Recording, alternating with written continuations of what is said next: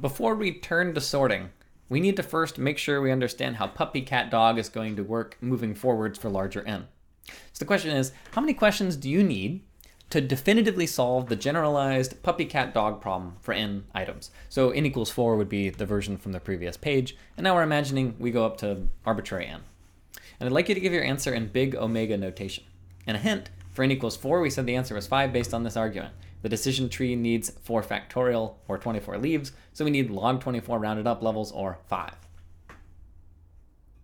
Okay, think about that. At this point, it's a little dangerous. You can almost pattern match without thinking, but I'll give you a moment to ponder. So it turns out the answer is omega log n factorial. So why? Well, the decision tree needs n factorial leaves, right? If you have 8 different items, there's 8 factorial permutations. If you give someone a giant tree of what to do, that tree needs at least 8 factorial leaves. And so that means we need at least log n factorial rounded up levels to our tree. That is, our tree needs to be at least height log n factorial to have n factorial leaves. And as a result, the overall runtime then, the overall number of levels is big omega log n factorial. Now it turns out that the problem of finding an optimized decision tree for the generalized version, let's say puppy, cat, dog, monkey, walrus, elephant, that's actually an open problem in mathematics, right? That is, how, given 8 items or 6 items or whatever, find the minimum number of comparisons you need and what exactly that tree should look like. And as far as I know, we only know the best known trees. If we go here to this link, this is the best known number of comparisons. So this is the one we did. This is puppy, cat, dog. This is puppy, cat, dog, walrus. This is the next one up, and so forth. And these are the best known that anybody has. But eventually it becomes too hard and nobody's found the right decision tree. Okay, so I'll mention then that deriving a sequence of yes or no questions that let you solve puppy, cat, dog, okay, that's a very hard thing to do. So if you want to actually construct one of these trees, right? I mean, you thought about what it might look like. I mean, maybe with walrus, you might have thought about what exactly this one looks like. Turns out that deriving these trees is typically pretty hard, but there's an alternate strategy for solving the puppy, cat, dog problem, right? You can solve puppy, cat, dog without having to lay out carefully a set of rules and think really hard about it. And so what you can do instead is just sort them using any generic sorting algorithm, right? That is, you take your boxes, you use your scale to put them in order. And at that point, you know that the leftmost box, at least for 3, would be puppy, the middle is cat, and the third is dog. Okay. And you can do that for 1,000 items. Given 1,000 items, you don't know who's what. You can just throw them into merge sort. Tell merge sort to use that scale to put them in order. And that solves puppy, cat, dog. Okay. So in other words, instead of having somebody manually or like drawing out this tree, you don't have to draw out one of these trees. You could just say, hey, merge sort, do the job, and that will solve it, right? It's almost so obvious that it's confusing to hear me say it, right? But if you use a scale, you use comparison operations, boom, puppy, cat, dog, it's solved, okay? So we might ask ourselves, why do we care about these critters? Why do we care about sorting, or why do we care about the puppy, cat, dog problem, that is identifying who's in which box? And the reason is that sorting provides a solution to puppy, cat, dog. That is this identity problem. So there's a word often used in theoretical computer science called reducing, and we could say that the game puppy, cat, dog, that is figure out who's in which box, it reduces to sorting. So what we can say about that is that any lower bound on the difficulty of puppy, cat, dog must also apply to sorting. So why is that? Well, I use this physics analogy. I find it really helpful, which is that climbing a hill with your legs, ka-will, is one way to solve the problem of getting up a hill.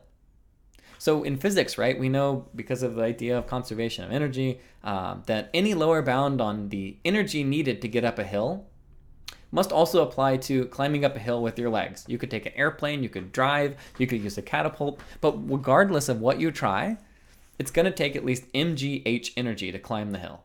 So using your legs is going to take at least mgh energy. And in fact, it's going to take a little more because there's going to be losses due to friction and wind resistance and all that. It's the same idea here. Any algorithm you use to figure out who's the puppy, who is the cat, and who's the dog is also going to apply to sorting, because sorting is just one way to resolve the problem. So we know 2 different ways to solve puppy, cat, dog. One is to use this table, and another is just to use merge sort or insertion sort or whatever. And so we know that whatever bounds we can come up with for the puppy, cat, dog problem also apply to sorting. Okay. So actually we have a lower bound on puppy, cat, dog. which is that it takes at least big omega log n factorial comparisons to solve the puzzle, right? We know that. And since sorting with comparisons can be used to solve PuppyCatDog, then sorting also takes big omega log n factorial. Okay? So in other words, let me put it this way. If you have a sort that uses sequential comparisons, a compare to method in Java, then no matter how clever you try to be, it's going to take at least log n factorial compares to find the correct permutation. That's just how it's going to be. So even tux, the ultimate sorting algorithm that we maybe have invented, maybe haven't, it takes at least log n factorial comparisons. Now we know that log base 2n factorial is trivially going to be big omega log n factorial, and so tux must take log n factorial time. Okay? So we know that tux lives between n log n and log n factorial, and so the question is, how does log n factorial compare to n log n? Well, we spent a lot of time on our math problem out of nowhere, and we showed that they're big theta each other. I'll just show the omega for now. That log n factorial grows at least as fast as n log n. We had this proof earlier. Just remember this whole story about how log n factorial and n log n are the same. And so ultimately, then we have that since tux is big omega log n factorial and log n factorial is omega n log n, we have that tux is omega n log n. So in other words, any comparison-based sort uses at least n log n comparisons, okay? Which is pretty great. So in other words, we have shown that it doesn't matter how clever you are, you can try to do anything you want, the worst case runtime of your sort is going to be at least n log n for comparisons. Okay? And again, to kind of summarize this, PuppyCatDog, that game, takes omega log n factorial comparisons. Tux can solve PuppyCatDog and thus also takes big omega log n factorial because it's one particular solution to PuppyCatDog. Log n factorial is big omega n log n, and that was because n factorial was big omega n over 2 to the n over 2. So informally, you can think about it this way. Tux takes more time, or it takes at least as much time as PuppyCatDog, and PuppyCatDog takes at least as much time as log n factorial, and that takes at least n log n. And so ultimately, tux is bigger than or equal to n log n. This is a very informal way of putting it, but it's also less than or equal to n log n here. Okay. So the punchline then is that our best sorts, heap sort, merge sort, randomized quicksort, they have achieved asymptotic optimality. Absolutely, couldn't do better.